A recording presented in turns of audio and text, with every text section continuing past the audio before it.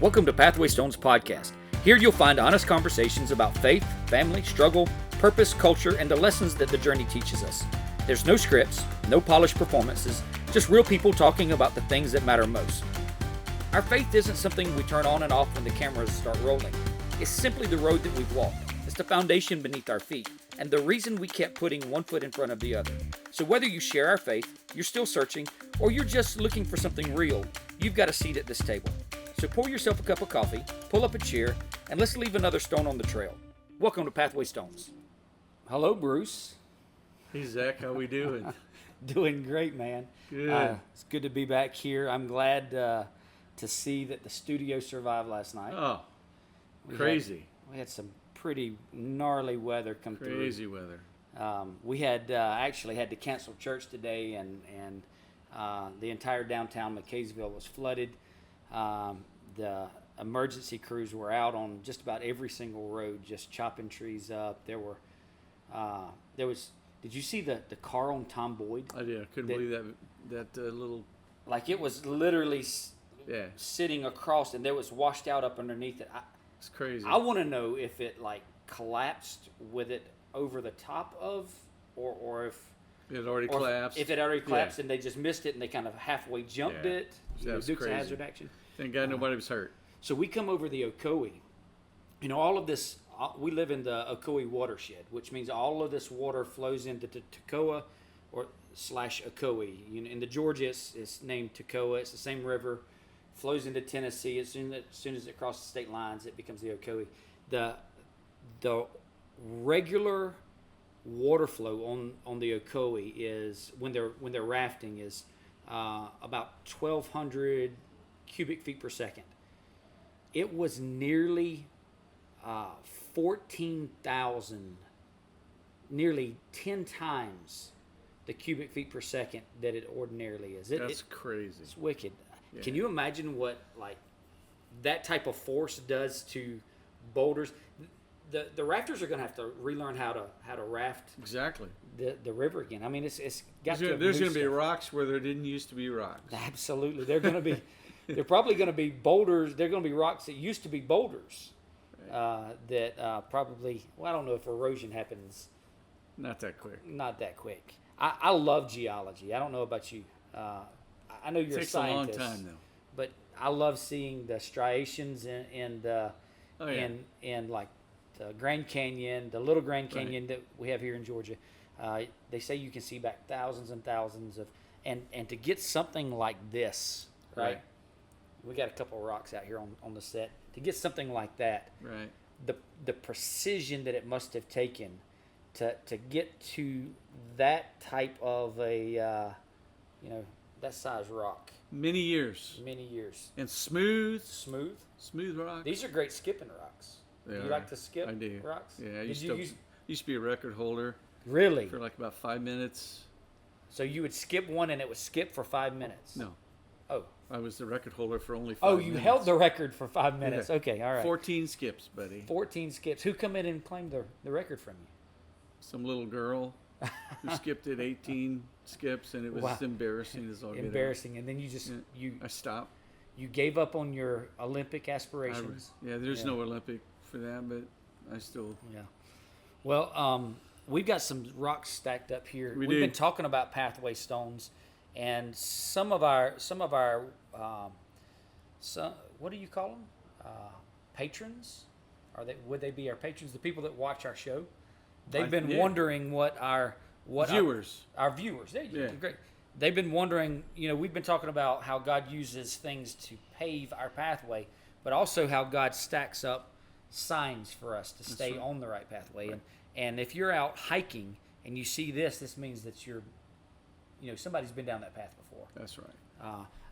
There's the 8-year-old that lives inside of me that wants to go and kick them all over, but somebody worked hard on putting those up, Zach. Somebody worked really hard on putting those up. Yep. I was the guy though at the beach that would go down the beach and just kick sand in, like mess up somebody's sandcastle that castles, they worked hours on. Right. Yeah, that was just me though.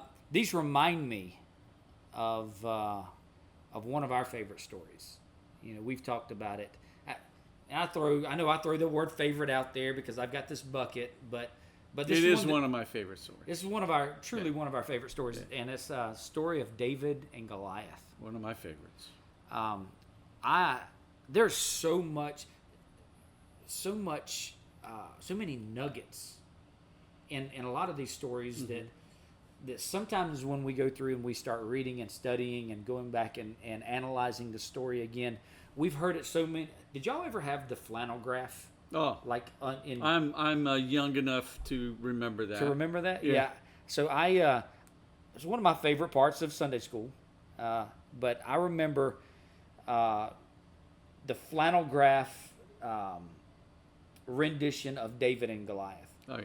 And a lot of times there's this thing called the curse of knowledge when we know something already, that we have a tendency of just skimming through sections that we've already studied. And we don't just do it with studying Bible. We do it with anything. If somebody gives you a report on something, Right. and you already have a lot of the knowledge, you'll just hit the high points and skim Right. over it. Yeah, But you don't want to do that with this story. don't want to do it with this story. So what's your favorite part about this story?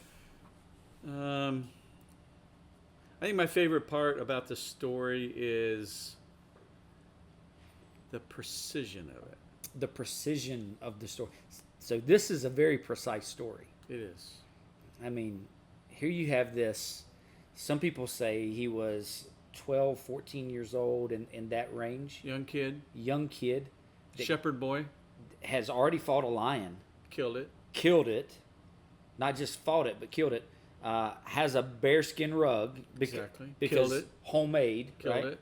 Yeah. He watched a DIY on YouTube. Something like Something that. like that. But he's already an accomplished, slinger? Yeah. Is that what you call it? Yeah. It's not Shepherd sling is what a that's shepherd called. sling. Yep. So I was, when we were talking about the rocks, one of the things that I started looking at these rocks we have kind of laid out here, and I was wondering if any of these looked like the rock that David slung. It's hard to say, but you certainly can imagine that it did. Well, it was small river stones, right? Isn't that Right. what the text Yep. says? And he reached down, he grabbed, what was it? You grab 5, Grabbed 5 of them. right? Why do you think he grabbed 5? I don't really know. I mean, I've heard stories. You know, What maybe have you heard? I've heard that he's going to go after Goliath's brothers and Okay. I don't know. All I know is this: those stones were waiting for him to grab them. So many years in the preparation, That's right. and they just happened to be there Right. right when David needs them. The right size. Right size.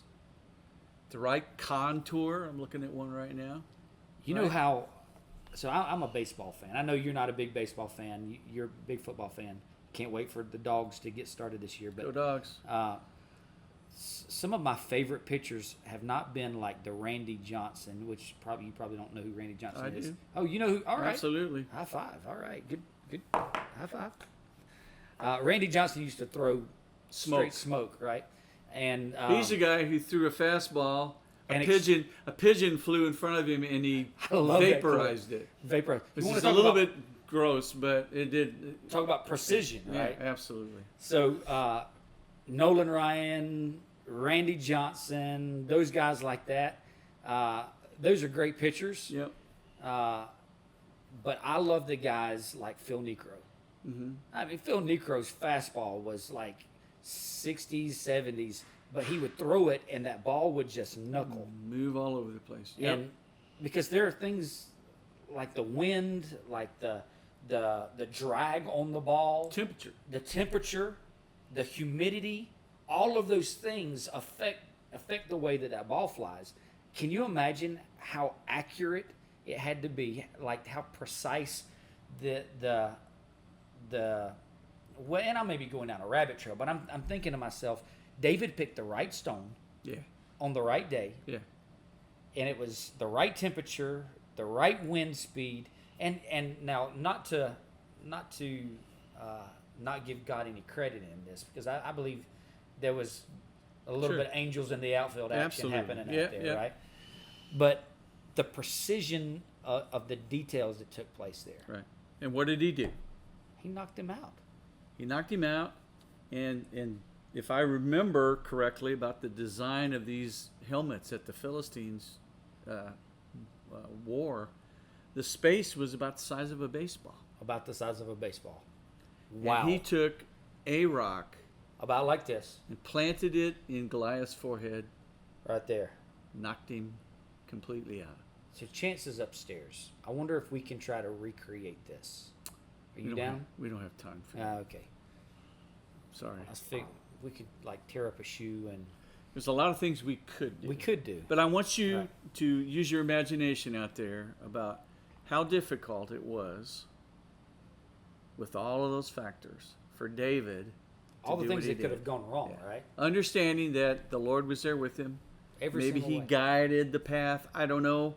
All I know is what the outcome was. So I think that this story is less about David and Goliath. A lot of people try to dial in on Right. on the characters there, right? I think this story has a whole lot more, like you say, that talks about the precision of God. Right. I mean, it's just David didn't go use Saul's armor. I mean, he had all the temptation to do everything a different way, but it played out exactly the way that it needed to play out Right. for the outcome that God had intended Right. for it Yeah. to happen. Yeah, and this story means a lot to me Yeah. because of some of the things that we're going to talk about today. And You want to talk about it? We so, can. So here's my leading question, right? Yeah. So I'd already prepared this leading question to kind of help us to jump over in this. And we've kind of hinted at this story in the past episodes. But is there a time in your life that you became increasingly aware of the precision of God? Absolutely. Happened a year Why ago. don't you tell us about Happened a year ago. it? A year Yeah, ago. a year ago. So, and you know, if I get long-winded or you want to stick some words in there to help me, slow me down, speed me up, that's fine. All right. So my wife Karen and I, we were going on a vacation. Yep. And when we go on a vacation, a couple characteristics about vacations. We don't go to cold places, No, you don't. and we don't get in water that's cold. No, you don't. It has to be bath water or better, or we're not getting in it. Well, you guys just got back from the Keys, right? The Florida Keys. Gotcha. And that's typically your Typically, right. That's your typically annual where we trip. go. But last year we decided, let's go big. go big. We're going to go to Hawaii. All right. Wow. We're going to fly into Oahu. We're going to spend 4 or 5 days there. Board a cruise ship out of Oahu. Stay on that cruise ship to tour 4 other Hawaiian islands and ports. Fly back to Oahu. Get on another plane. Fly to one of the other islands. Mhm. And then fly back to Oahu. Fly home. So you guys were going to fly to Hawaii, jump on a cruise ship, tour the islands, come back, And then go to Maui. and then go to Maui. And Now then- y'all were staying at a pretty picturesque place, right? You know, we were staying. Hey, It was- we were. Overlooking, what was it called? Is it Black Diamond? Diamond Head. Diamond Head. Diamond Head. That's right. So we had planned. We're not going to spare any expense. Yeah. We're going to stay at really nice places. We're going to go on all these little tours and snorkel trips and Now, how long all had of y'all that been planning this for a trip? year. So it took y'all a year to figure out how long. So the whim come up. Hey, let's do something really cool. Yeah. And Now my for- wife was she spent several of her childhood years in Hawaii Oh, and really? never been back. Oh wow. Her father was on a military base there. So she always wanted to go back. I said, hey, this is perfect time. Now, a couple things you need to understand about planning with my wife. It don't matter where we go. The food's got to be good. Absolutely. She's one of the biggest foodies I know. And so much of the planning was around what restaurant were we going to go to day after day after day. While She we were probably there. had it all. Now, being a math teacher, she probably had a spreadsheet, A Hawaii book. a whole. So she actually It put was together called a the book. Hawaii book. Wow. That's what it was. You guys were pretty excited about this. Oh, we were. Right. Right. We were. So, leading up to this trip, y'all spend. Now, I know you.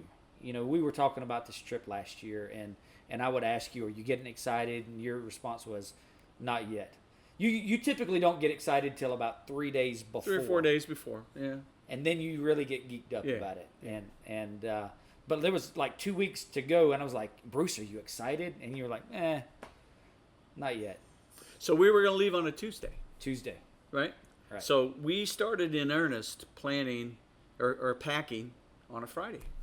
So y'all were packing and getting everything ready on Friday through the weekend, and y'all were going to leave. Was that Really early Tuesday morning, first class, direct flight from out of Atlanta? Atlanta. Yeah. We were really doing it big because it's a 9-hour flight, so you want to Absolutely. be comfortable. First class. First class. That's right. I forgot about that. So we start packing. Right. On Saturday night, my wife's not feeling great. Right. Now she's had some issues with diverticulitis, things like that before. So her thought was, I'm going to pick up packing tomorrow because I'm not feeling really good. Yeah. Right. And her thought was that's what it was. So Sunday morning we got to go to church, and she said, I feel really, really bad. Yeah, I remember that Sunday. And I said, okay, will you stay home? And she goes, I'm going to start taking my medicine for diverticulitis because that way I can get a jump on this before we get on the plane. I said, okay. So Sunday was a really hard day for her, right? Monday was a little bit better. She still wasn't feeling good, but we were able to get everything packed, everything ready to go, and it was jump in a car at 3 o'clock in the morning and drive to Atlanta, get on a plane, fly to Hawaii. So we did that, right? And she wasn't feeling great the whole time there, right? So we get on the ground in Hawaii, in Oahu, and we go on a snorkeling trip. Now y'all arrived in Oahu on what day? We arrived on Tuesday afternoon. So you flew out early Tuesday morning, right? And then you get there. Of course, there's a lot of time. Yeah, That you're flying gaining, ahead, right? You're right. gaining time. So we got there. We went on a really, really nice snorkeling trip on Wednesday. She wasn't feeling great. During that night, she woke me up. She goes, something's really not right. So I really want to go to the emergency room. Wednesday night. And I felt her stomach, and her stomach didn't feel right. Right. She said, but typical Karen, before we go to the emergency room, I want to go hike Diamond Head. Wow. Right. Yeah. So we get in our rental car and we drive over to Diamond Head and we start the trek up to the top. Thursday. All right. We get to the top, we turn around and make our way back, and then it's off to the emergency room. And she's not feeling good. Right. So we get to the emergency room and they get us in. And first off, we checked what's the best hospital for us to go to, and they told us which one it was. It's called Punch Bowl. Punch Bowl Hospital. Right. So we get there, and they check us in. And I said, look, she's not feeling great. She tells the story. He pushes on her stomach and goes, we need to get some scans.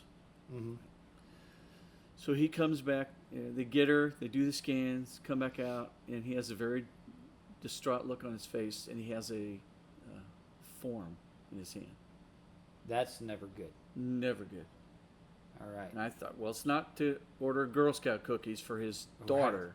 Now I just want us to get I want to make sure that we've got a timeline going here. So she started feeling discomfort Saturday night. Yeah, Saturday afternoon. And now it is Thursday afternoon, right? So we're talking Sunday, one full day, Tuesday, Monday, another full day, Wednesday, Thursday. So we're talking 4. That's 4. 4 days. 4 full days. And we're to board a cruise ship on Saturday morning. Wow. Right. So he comes with this form because I need you to sign his consent form. And she looks at me and looks at him. She goes, "What for?" He says, "You have to have surgery, emergency surgery today." Wow.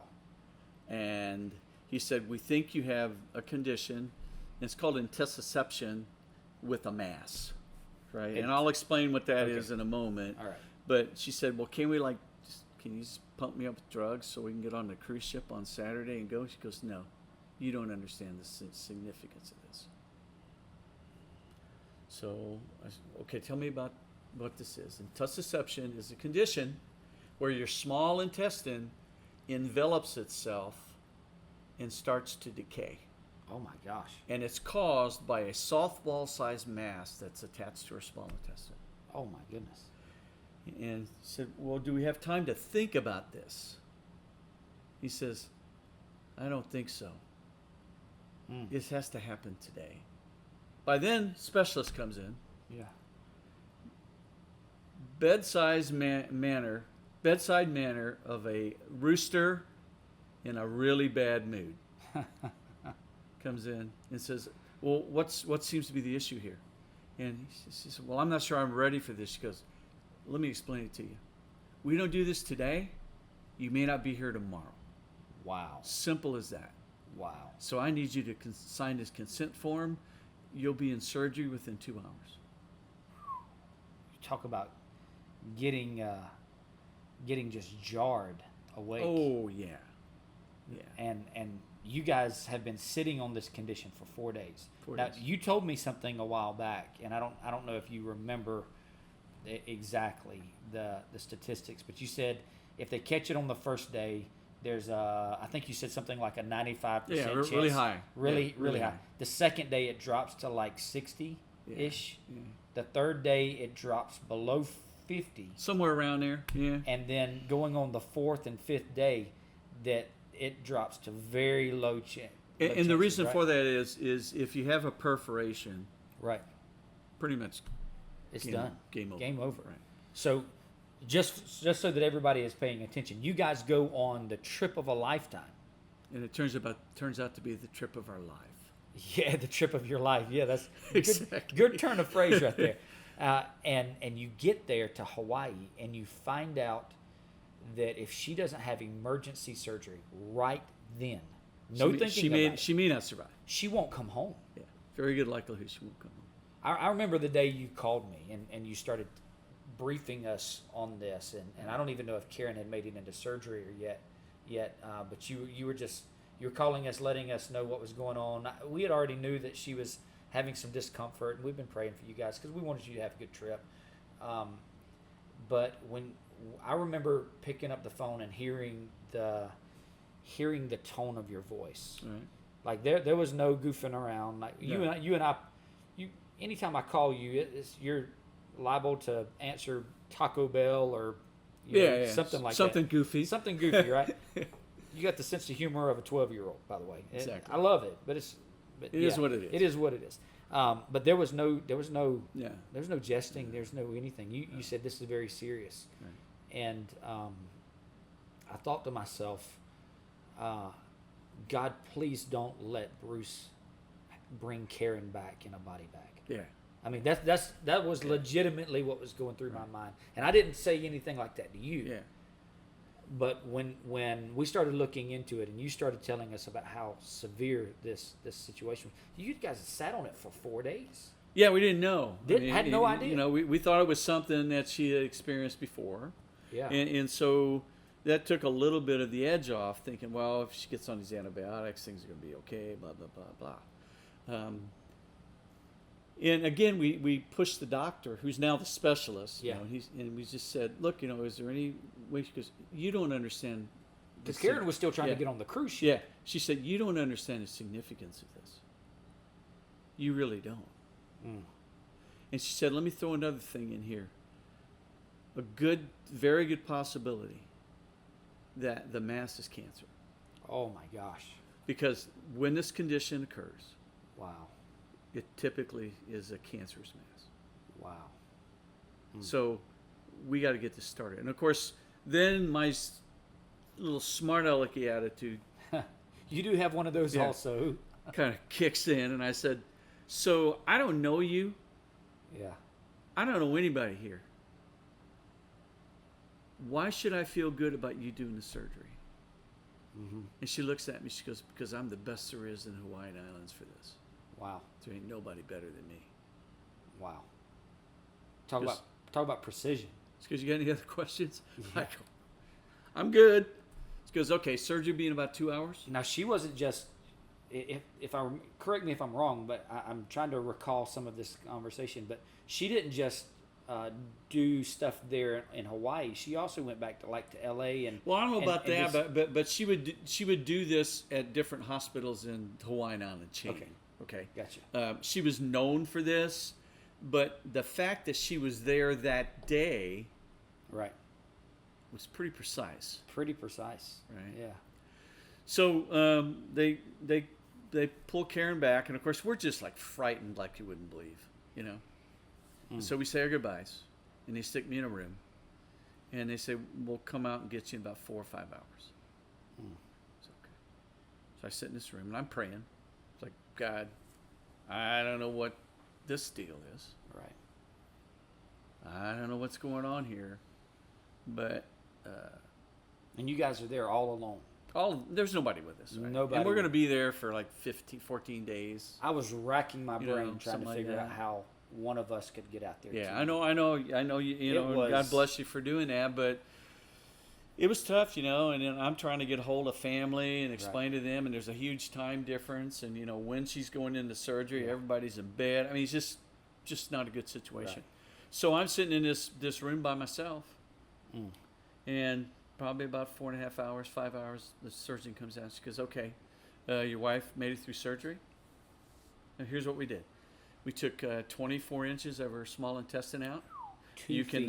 cannot lose more than 3 feet, but we took that out and we removed the mass. So you can't lose more than 3 feet. Right. And they took 2 feet. 2 feet. Wow. And she said she's going to be in recovery. When she's at a good enough point, we'll take you back there to her. But you Wow. cannot spend a lot of time with her because she's not in a good place. Mm. It's okay.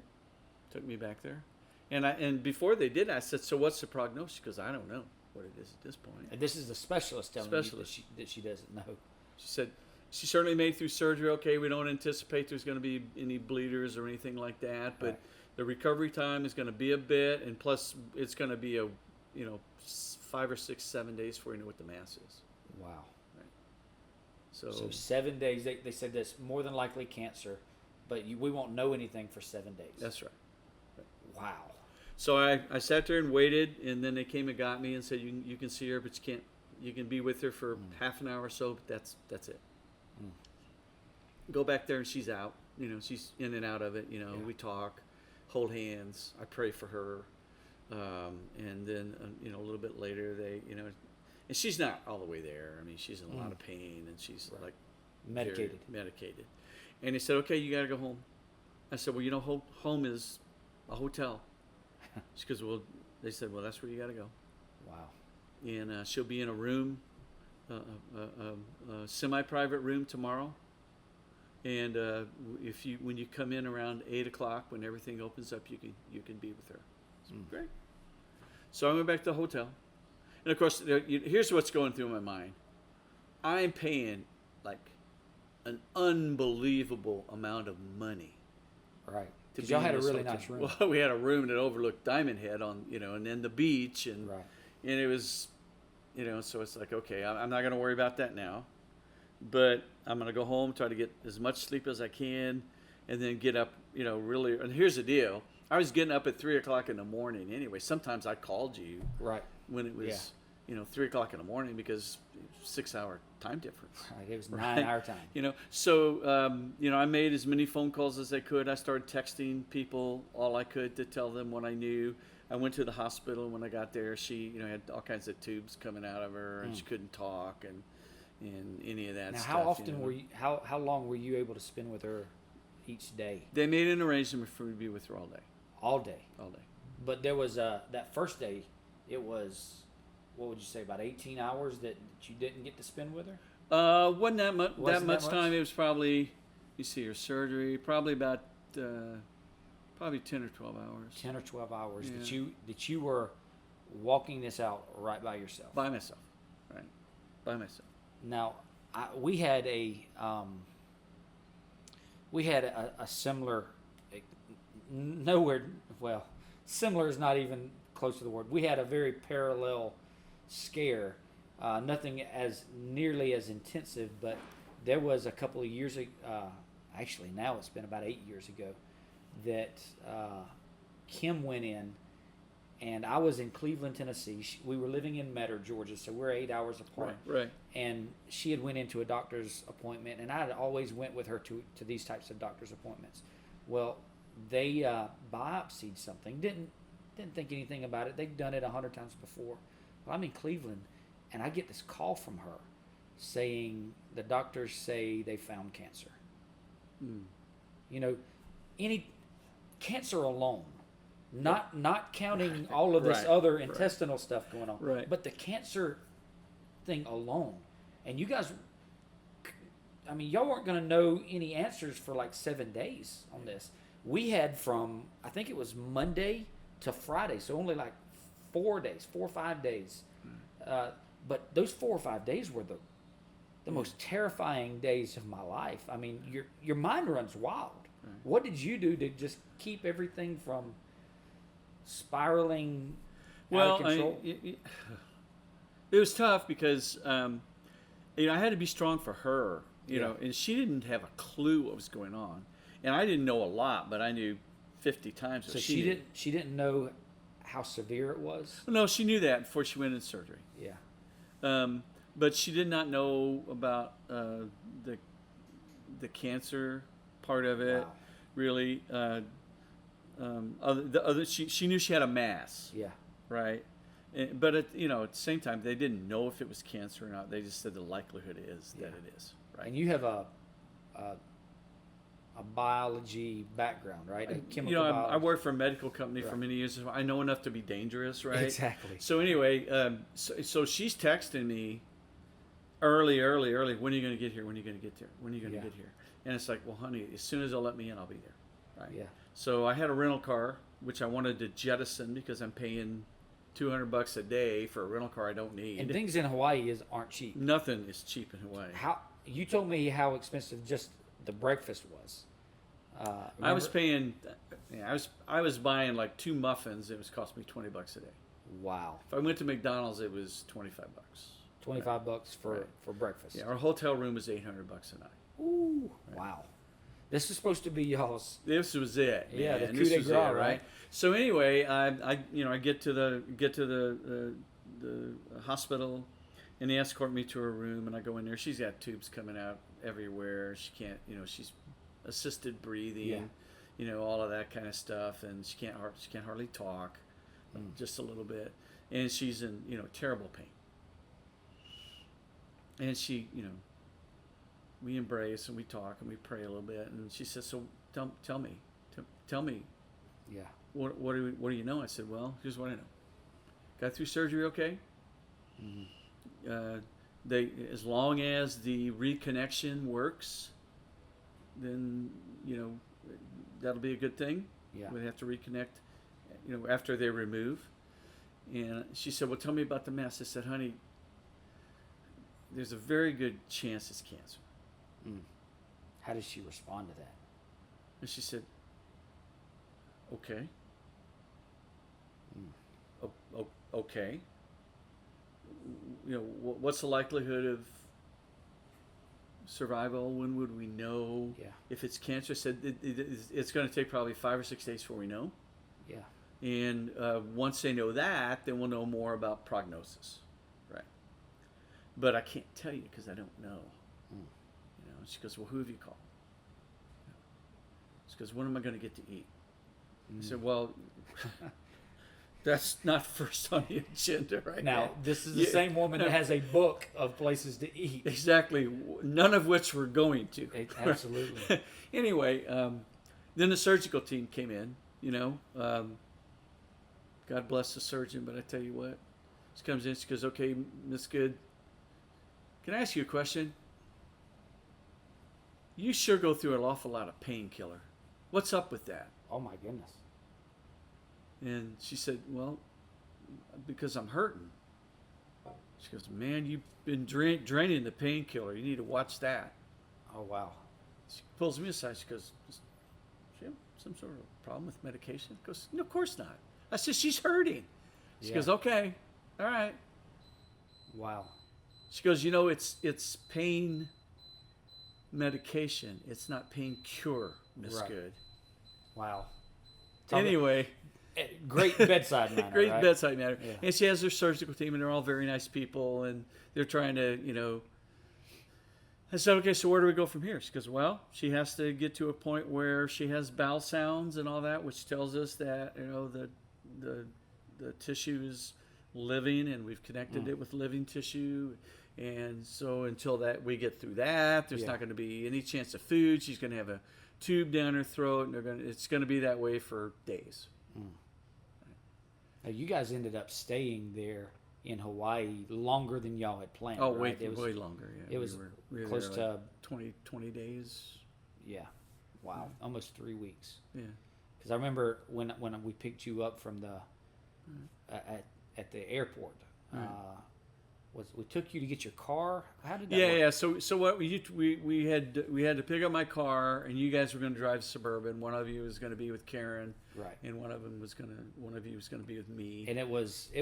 I remember it was near almost 3 weeks. Yeah. when it's- you right. checked your car out. Right. Wow. And how many? So out of that 3 week period, how many days was she able to eat something of substance there?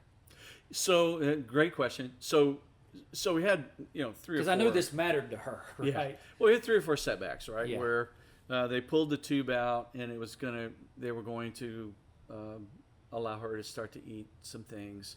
They had to put it back in after 2 days because she was blowing up. I mean, she Yeah. was. He's like, well, we're gonna have to go back in for surgery, or we're gonna have to go. We got to get this tube down, and Because she needed to start passing stuff, right? Right, she Just wasn't. without getting graphic. I mean, we're talking about the gastrointestinal Yeah, system. she was Yeah. not. So excuse me. They put the tube back in, able to get it back in, and then went another 2.5 days, and said, well, let's try it again. She had to be miserable, Oh, she was. uncomfortable. I tell you what, she was a trooper, though. They say women I mean, are she was stronger a than trooper. guys. I mean, she was tough as nails, but Right. she. I remember when we talked to her on the phone, or when we would talk with you guys, she would always sound really upbeat and chipper, and she put on a really good game face. And then when you and I would talk, away, just us, you would kind of share a little bit about some of the struggles and the fears that were Right. going on, and some of the things that she was really battling. Yeah. The good news is when they took the tube out this time, it stayed out. It stayed out. So she could eat her Jello. And I have pictures of her all excited about Jello. And broth and Listen, things that are just when you haven't had disgusting. anything to eat for like 8 days, Yeah. broth and Jello is top shelf. Yeah. Wow, that's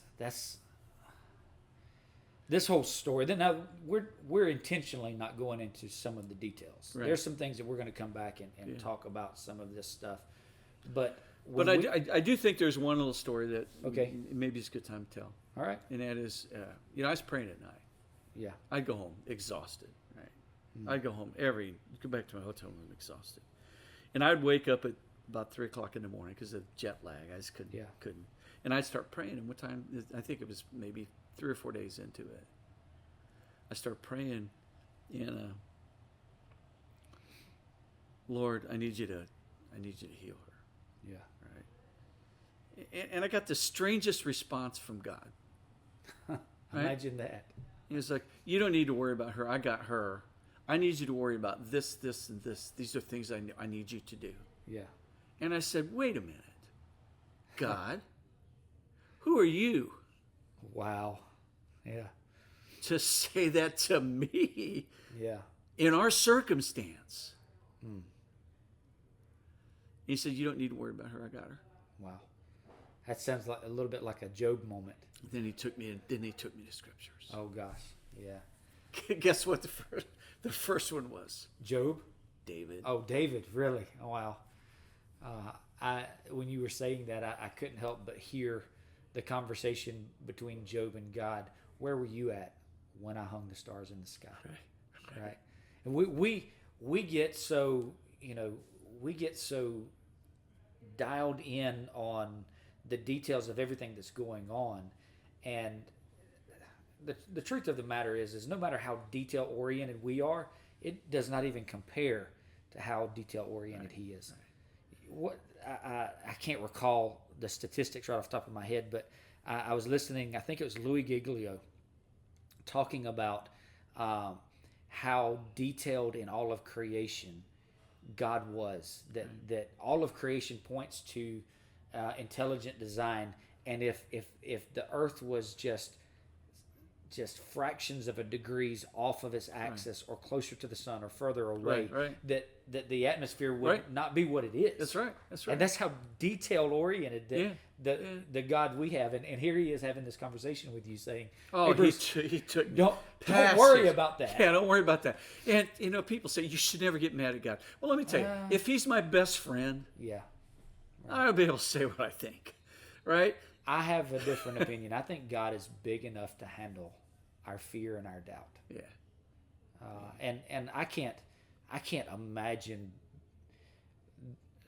So every time I think about the story, my mind immediately goes to those moments when you're sitting in the hotel room all alone, or those moments that you're sitting in the emergency room or the ICU with Karen, and she's passed out because they've got her sedated and you're spending a lot of time just you. yeah. And if we aren't careful, that the fear and the doubt and Oh my goodness, yeah. and I go back to the story with David. I wonder if there were moments when, after he said, "Hey, I'll go fight him," that he started walking out there. If those moments when he stepped out of the crowd and he didn't have people around him that was patting him on the back, people, yeah, I know his brothers were kind of looking down on him, but he was surrounded. It's really easy to talk big in a crowd. Yeah. But the moment you step onto the battlefield, all you think about is his courage, but I don't know what was going through his mind. right? Yeah. I mean, the moment he finally lays eyes on the giant, and he sees how big of a obstacle this thing really is going to be. Wait a minute, God. Yeah, I don't know. Hey, are you sure about this? I just fear. I do know this, that oftentimes we doubt God's plan because we don't have the faith to see the entire plan. Right. We're focused in on just this small, minute part of what's going on. From that moment on, he's put together this picture book for me. Yeah. A literal picture book? No. Or is just a mental one? Yeah. This story. One after the other. Starting with David. Yeah. So miracles are defined as those things that are statistically impossible. Mm-hmm.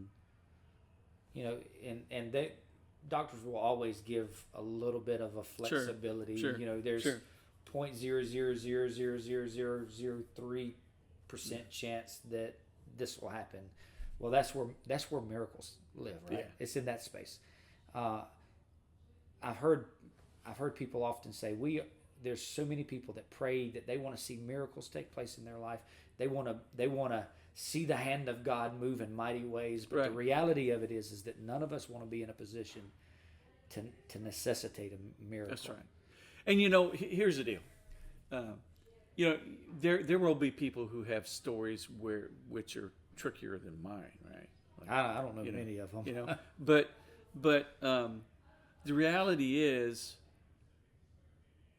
I wasn't going to walk this thing out without his help. Yeah. And when I kind of, I don't want to use the word scolded, but when I said, how dare you say that to me? Yeah. He was very kind. He said, let me show you this. Let me show you this. Yeah. Do you remember this? Do you remember this? Do you remember this story? Yeah. Do you know this? Do you know how many times before it happened? It's like, yeah, maybe you do. Maybe you do have this. So I remember being on the phone with you, and we had some conversations for I can't remember how many days it was, but I do distinctly remember that there was a shift in your voice, and I knew that the fear and the worry and the anxiety, because you and Karen desperately love each other. Yeah. Karen loves you so much, she doesn't want you to go fishing by yourself because of something that could happen. But she cares for you. She's like, Zach, can you go fishing with Bruce? He really wants to go fishing. And you feel the same way about Karen. You guys protect each other. Y'all look out for each other. Yeah. But there was a shift in one of our conversations. And you said something to the nature of that God's been speaking to me. Yeah. And I think you said something to the nature of he's got this. I don't know how. But see, the thing is funny about Zach, he told me he did. Right. Right? But Yeah. I just didn't. It's like, Yeah. man, how can. Yeah, but what's funny about it is, not funny, but he told me he did, and he said, "Oh, I've got this." And then it was almost like it was an afterthought that he had it, because he said, "Well, I need you to worry about this, and this." And I said, "Well, how can you say that?" He goes, "No, you don't need to worry about her. I got her." Yeah. Yeah. The precision of God. Yeah, crazy. One of my favorite authors, and this is where I think we probably need to wrap this Sure, up. sure. Because I think we've covered a lot of information, and I don't want to bleed over into some of this. I want to leave some meat on the bone for some of the other stuff. But one of my favorite authors is talking about Abraham and God and having that conversation, and coincidentally, Abraham is called the friend of God, right? Right. You were talking about, Right. if he's my friend, he can Right. handle that type of. Right. And God shows up in Abraham's tent one night, and he says, "Abraham, I want you to walk outside.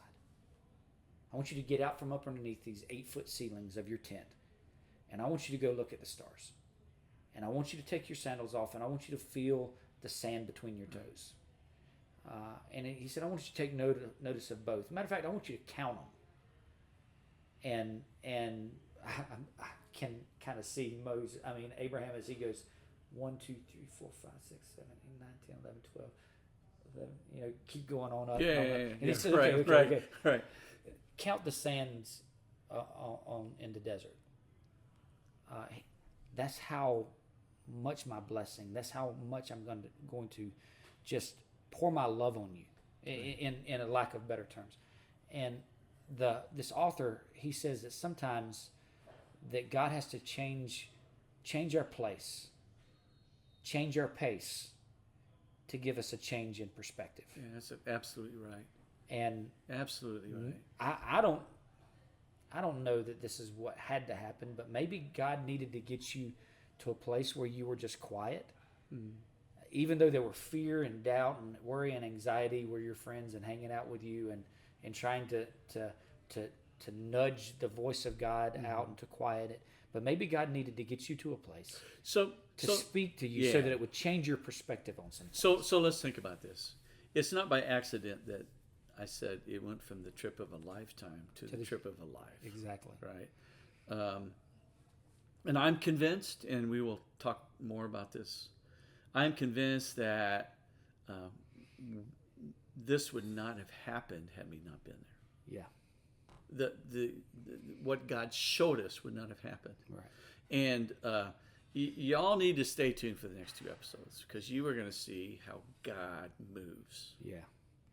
In the details. in the details. So for someone who's sitting out there and maybe they're sitting in a place of uncertainty, and they feel like worry and anxiety and fear is their only friends, and they're walking through a very difficult place alone. Right. What would your advice be to them right now?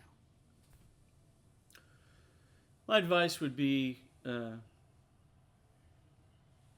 stories in the Bible are not there by accident. Yeah. You know? And they're not for the masses. They're for the individuals. Right. Right?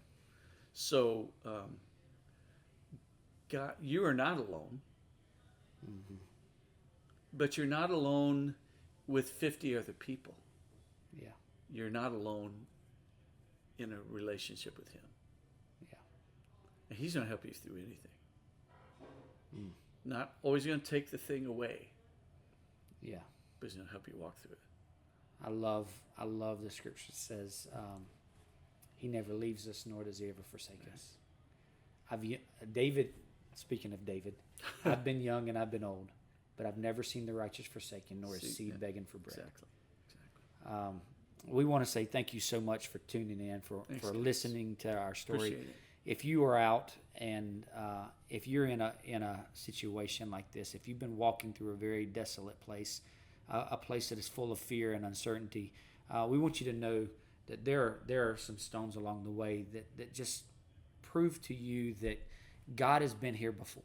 Right. He knows the path. He knows how long it's going to take to walk this. He knows what it's going to take of you to do this. That's right.